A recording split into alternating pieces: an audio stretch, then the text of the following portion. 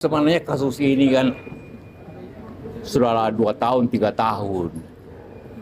Meresahkan masyarakat, merugikan waktu, merugikan Pak Jokowi, merugikan semua.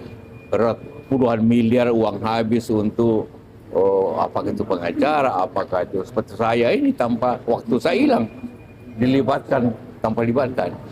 Sebenarnya sederhana persoalannya.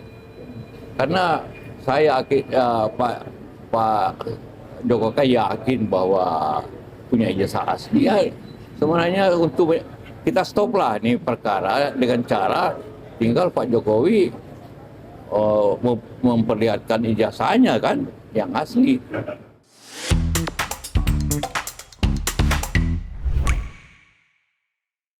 Halo pemirsa Cokro TV, saya bersama Pak Suhadi lagi untuk membicarakan, apalagi kalau bukan tentang perkembangan terbaru isu tuduhan ijazah palsu ke Pak Jokowi. Pak Suhadi, selamat datang lagi ke Cokro, Pak. Selamat datang.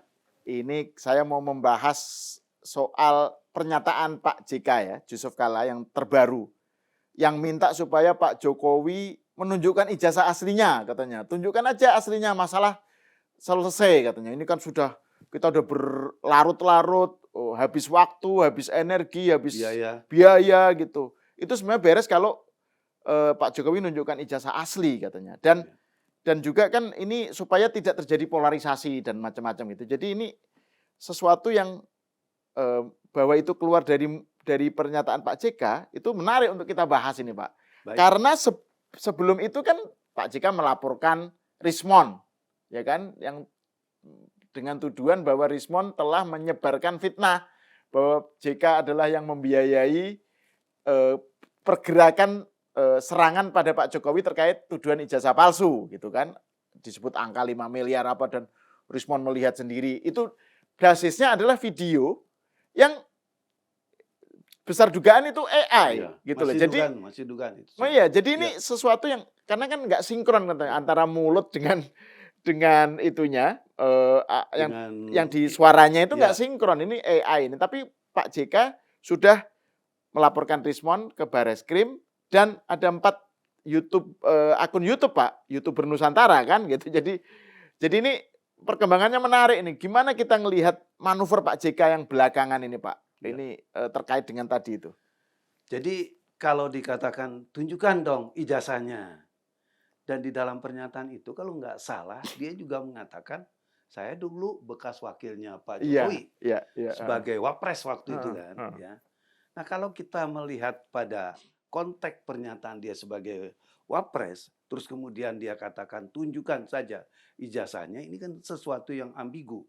Kenapa saya katakan ambigu? Karena kan waktu itu beliau ini kan bersama-sama dengan Pak Jokowi mendaftarkan sebagai capres dan cawapres. Masa sampai di situ aja dia nggak ngerti, ini kan persoalan yang menurut saya nggak pas kalau dikatakan tunjukkan dong ijazahnya. Kalau orang yang memang nggak pernah tahu menyangkut masalah itu wajar. Tapi dalam konteks kebersamaan, dalam konteks mempunyai kepentingan nasional yang memang tujuannya bagaimana menjadi presiden dan wakil presiden yang terpilih, itu kan harusnya nggak perlu ada kata-kata yang seperti itu. Ya, karena sekali lagi ini kan sikap yang menurut saya ambigu gitu kan. Karena seorang tokoh loh ya, bekas wakil presiden yang waktu itu sama-sama mencalonkan diri sebagai presiden dan calon presiden dan calon wakil presiden, di mana Pak Yusuf Kalla ini sebagai wakil presidennya, calon wakil presidennya.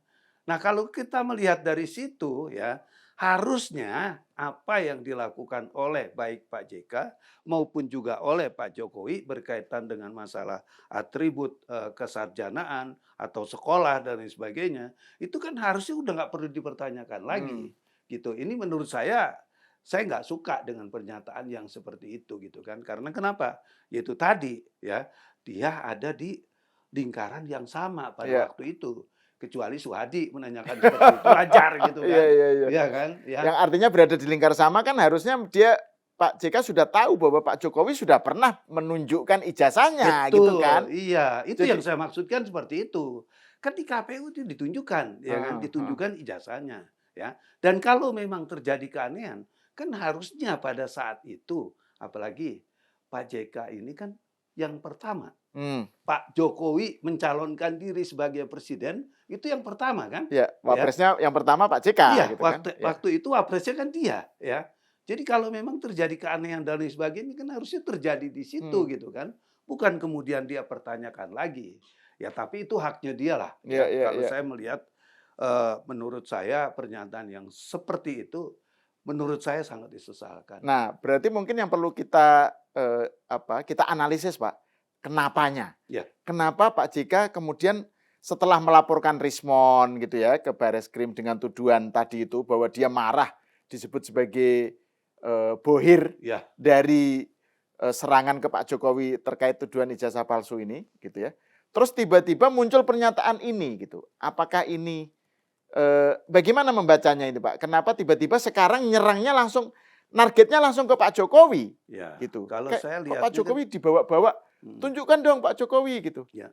Gimana gitu melihatnya Pak? Kalau kan saya melihatnya gini ya, harusnya kalau memang persoalan-persoalan ini dianggap mengganggu dan lain sebagainya, ini kan harusnya nggak perlu berlama-lama tekan atau katakanlah ajak pihak penyidik untuk menyelesaikan persoalan ini.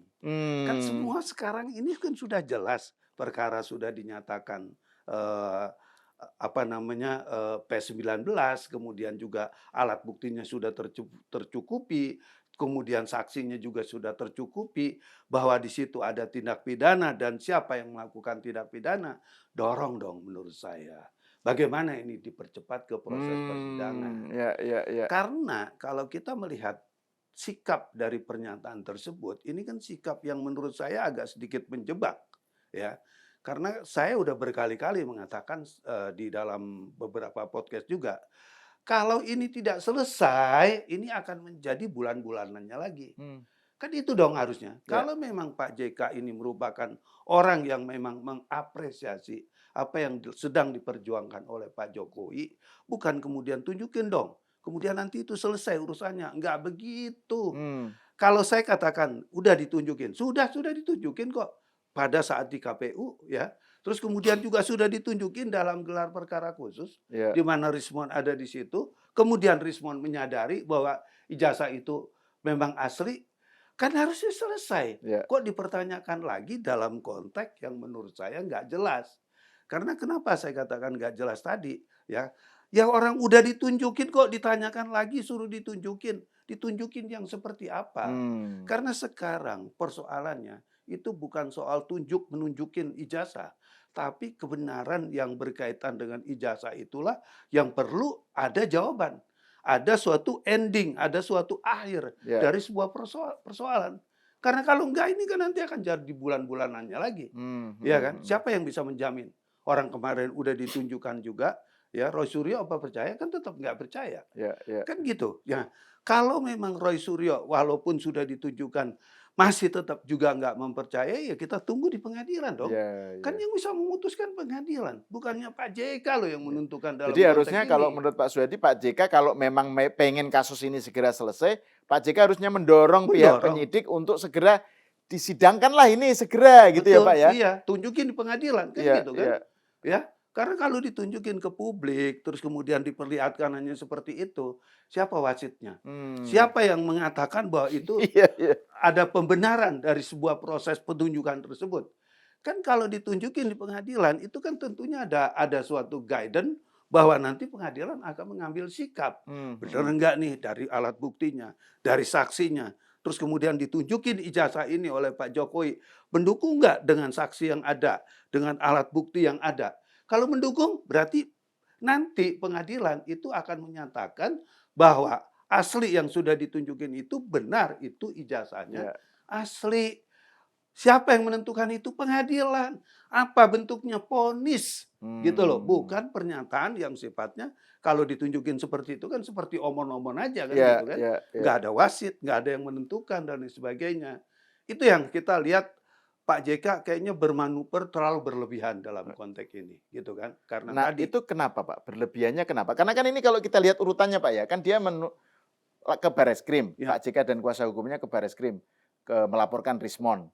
yang tadi itu soal basisnya adalah video Ya. yang Itu pun belum masih jelas bertanyakan. gitu Itu kan. masih belum Tapi respon sudah dilaporkan, Ya. Pak, sudah dilaporkan sebagai orang yang dituduh menyebarkan fitnah. Ya. JK itu mendanai 5M disebut tuh itu angkanya gitu kan. Terus kemudian ya ini basisnya video yang nggak jelas gitu ya, asli atau enggaknya gitu ya. Dan kuat dugaan ini AI. Ya. Nah, setelah itu kemudian tidak hanya itu, kemudian menyebut Pak Jokowi gitu. Jadi kayak sebelumnya kan kuasa hukumnya bilang ini empat YouTuber yang dilaporkan itu terkait dengan Solo gitu, Pak. Jadi Ya. kuasa hukumnya juga udah nyebut-nyebut bawa-bawa Solo gitu. Nah, sekarang Pak JK langsung Melaporkan. menyebut Pak Jokowi gitu. Tadi itu soal minta Pak Jokowi nunjukkan ijazah aslinya. Ini apakah ini sebuah bagaimana kita membaca manuvernya Pak JK ini, Pak? Kalau saya melihat manuvernya ini bukan lagi kepada kepentingan ijazah itu palsu dan tidak, tapi lebih pada kepentingan-kepentingan yang bersifat itu kelompok. Kan kita nggak tahu nih, ya. Maaf, di belakang ini tuh sebetulnya siapa? Kan itu kan, ya. Kalau memang ada orang-orang yang selama ini dianalogikan si A, si B, dan kemudian itu segaris dan sepaham dengan garis-garis yang memang ada di kelompoknya orang-orang tertentu, ya, ini kan tentunya juga menjadi persoalan dong. Bagaimana persoalan ini nggak berlanjut sampai ke pengadilan? Karena kalau di pengadilan jelas kok, ini akan ada suatu vonis dan akan ada orang yang dinyatakan bersalah. Kan seperti itu. Nah, untuk bagaimana caranya untuk menghentikan seperti ini, dibuatlah narasi seolah-olah Pak JK ini pro dengan Pak Jokowi gitu. Ya tujuannya kan seperti itu. Supaya Pak Jokowi nggak melanjutkan lagi, cukup aja ijazahnya diperlihatkan, kemudian kasus ini selesai. Kasus ini nggak berlanjut lagi ke ranah persidangan. Tadi saya udah katakan, kalau ditunjukin dalam bentuk-bentuk seperti itu kan menurut saya naif, ya kan? Kenapa saya katakan seperti itu? Karena nggak ada wasit, nggak ada media yang bisa menentukan benar salahnya ijazah yang ditunjukkan itu adalah asli. Tapi kalau ditunjukin di pengadilan, kan pengadilan bukan hanya ijazahnya saja yang ditunjukin, tapi didukung oleh suatu dokumen yang ada. Dokumen yang ada itu apa? Tadi saya sudah katakan, adanya saksi, adanya ahli, adanya alat bukti, ya kan? Kalau saksi berarti teman-temannya Pak Jokowi yang berkaitan dengan perkuliahan, ya. Kalau berkaitan dengan bukti, tentunya juga kan ijazah yang satu dengan ijazah yang lain itu kan nanti dibandingkan di sana. Identik nggak? Kalau itu identik berarti ijazahnya Pak Jokowi itu adalah otentik. Kalau sudah dikatakan otentik, kebenaran hakiki, kebenaran material, dan hakim yang memutuskan bahwa ijazahnya Pak Jokowi itu adalah asli, selesai. Gitu loh, nggak ada lagi yang mempeributkan. Dan kalau kita lihat lagi, ini juga kan sepertinya seringkali kita bahas, ya. Memang banyak sekali orang ini nggak menginginkan sekarang, ya. Mungkin salah satunya Pak JK. Ini perkara bisa selesai. Ya. Ini nggak diinginkan barangkali ya. Karena kenapa? Kalau ini dilanjutkan, ya kan? Nanti nggak ada drama 2029 tentang ijazah palsu juga, gitu kan? Gitu loh, ya kan? Terus yang kedua, mungkin juga ada orang yang lagi berlindung nih, ya kan? Di kelompok-kelompok yang sekarang menyuarakan tunjukkan dong ijazahnya, ya kan? Tujuannya apa? Ya supaya mereka bisa berlindung di situ dan bisa aman. Kalau perkaranya nggak berjalan. Lihat, narasinya sama kalau saya lihat. Semua orang mengatakan tunjukin dong. Kalau udah ditunjukin kan selesai. Enak aja. Ini proses hukum, men. Gitu loh. Negara ini negara hukum. Jadi nggak bisa begitu juga. Walaupun itu udah ditunjukin. Kalau kita bicara tentang udah ditunjukin, sudah ditunjukin. Di dalam gelar perkara itu sudah ditunjukin. Kan jelas kan di dalam persoalan itu wilayah terbuka. Walaupun tidak dipublish kan bisa dilihat dari situ, ya kan? Dan kalau berkaitan dengan masalah Pak JK, saya dibilang dulu ada satu perahu yang sama, waktu mencalonkan sebagai calon presiden dan calon wakil presiden. Ya harusnya di situ juga dipertanyakan gitu loh, ya kan? Ini kan sekonyong-konyong tiba-tiba ada orang mengatakan ada dugaan ijazah ini palsu. Padahal udah berapa kali Pak Jokowi mencalonkan sebagai wali kota, sebagai gubernur, Iya. sebagai presiden 2 kali, wali kota 2 kali. Berarti 5 kali ini dipublish ya. Kalau orang masih mempertanyakan, menurut saya di mana logikanya? Nggak jelas gitu. Nah itu Pak, itu terkait dengan pernyataan Pak JK dan manuvernya Pak JK belakangan ini, itu ada yang membaca begini di medsos. Saya pengen tahu komentarnya Pak Soehadi ya. Iya. Jadi ada yang bilang ini memang buah dari kesabaran revolusionernya Pak Jokowi, diserang begitu lupa, terus sampai orang-orang yang dituduh dan diasosiasikan dengan kasus ini itu muncul sendiri gitu. Jadi ini justru JK dengan tampil dan menyangkal gitu ya, meskipun dia menyangkal tapi dia kan tampil.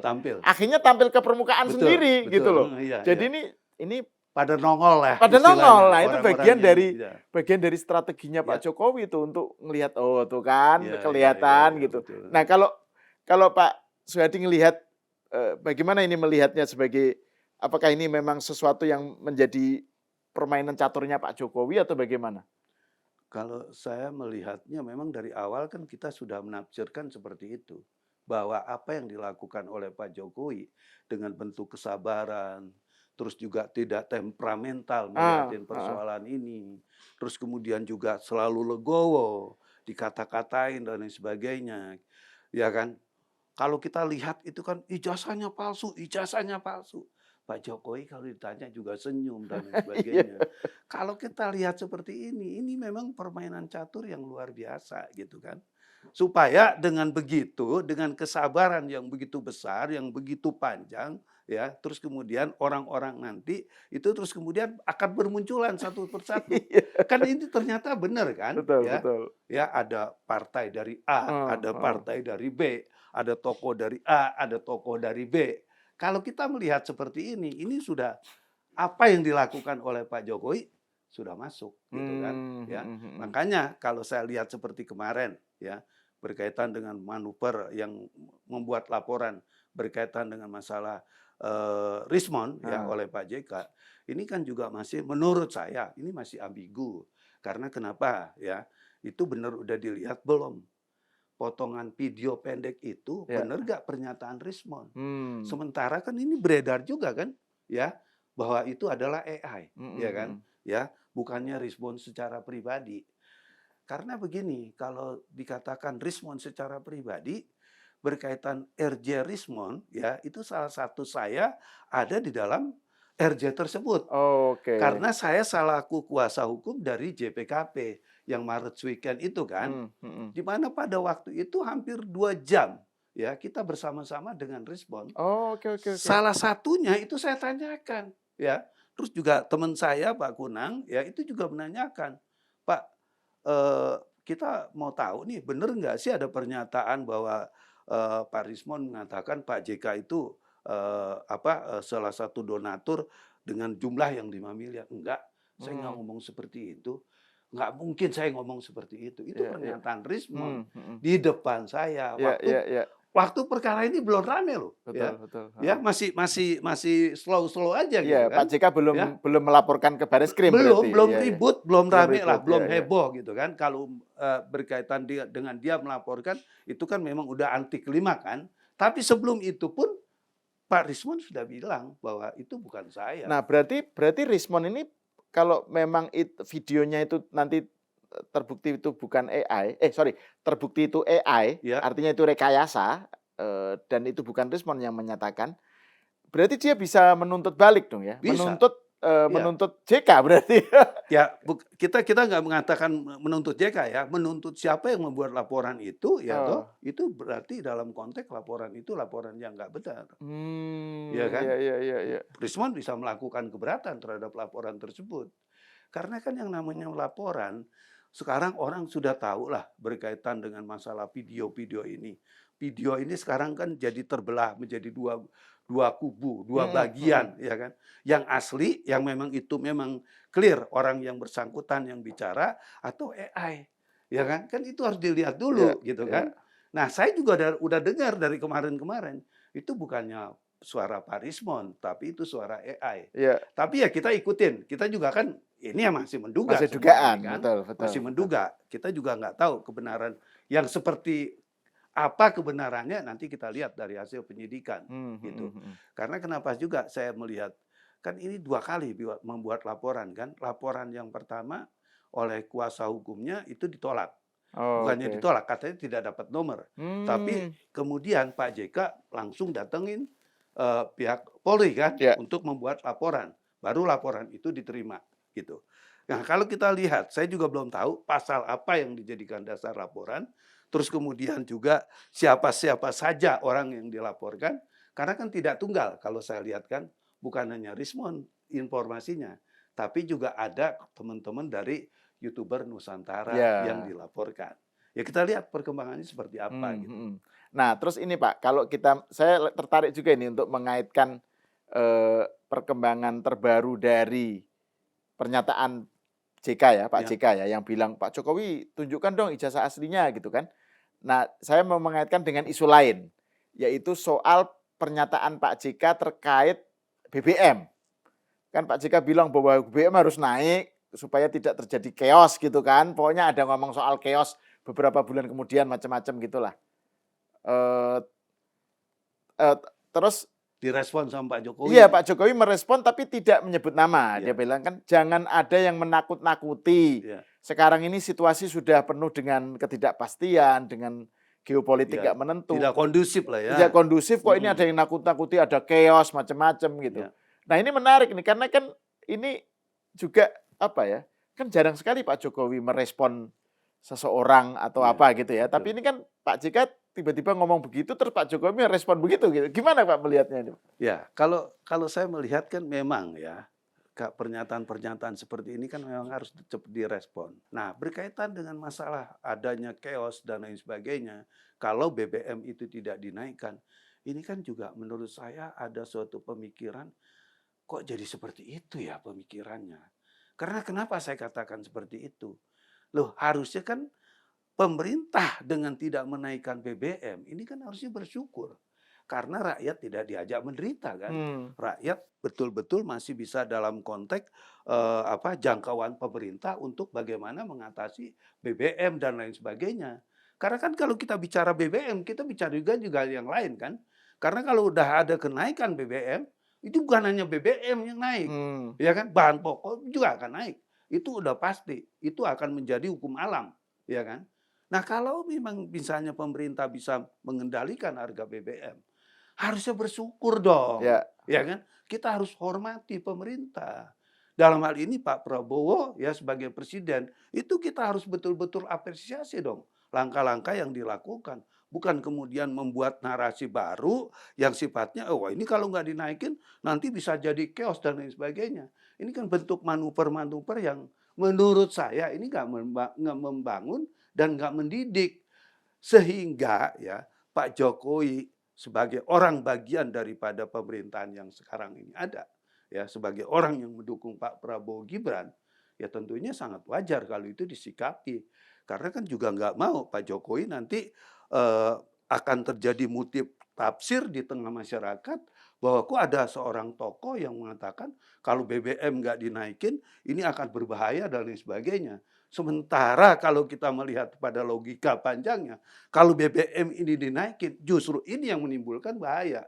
Efek Hmm. dominonya itu Ya, jelas gitu loh, ya kan? ya. Karena tadi kalau kita menaikkan BBM, bukan hanya BBM yang naik, 10 kebutuhan pokok ya itu juga akan naik.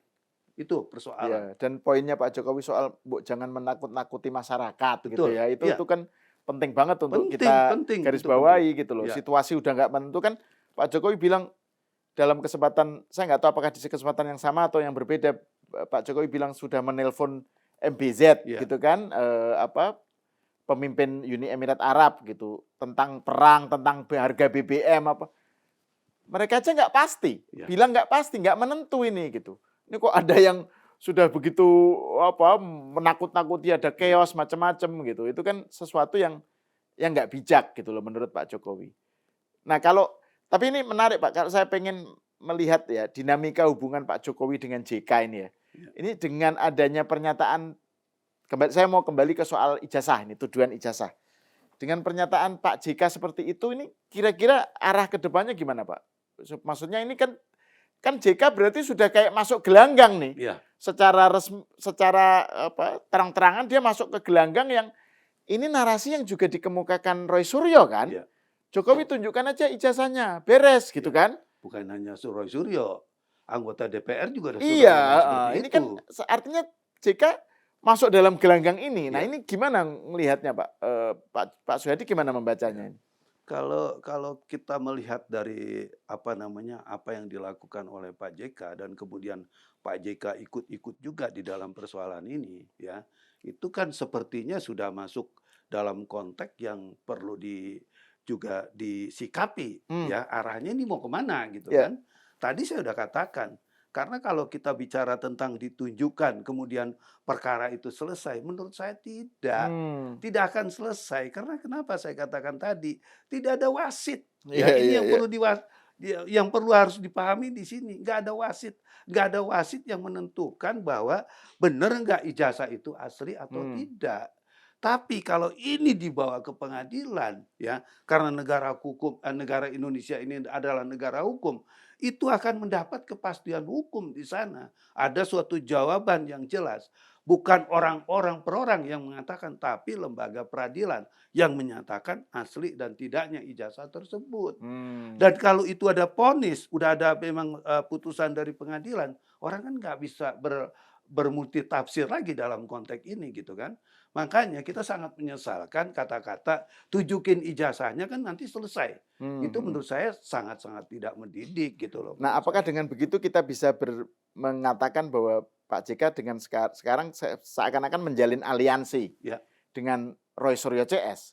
Bisa dikatakan begitu Kalau nggak, Pak? saya melihat ya dari keadaan yang ada, barangkali memang dugaan saya ini sudah lama ada manuver-manuver seperti ini, walaupun tidak secara jelas di dalam konteks ini kan, karena kan pernyataan seperti itu nggak sekonyong-konyong juga kan, Ya, betul, tentunya kan udah ada udah ada hal-hal yang sifatnya memang terbangun dan lain sebagainya gitu kan.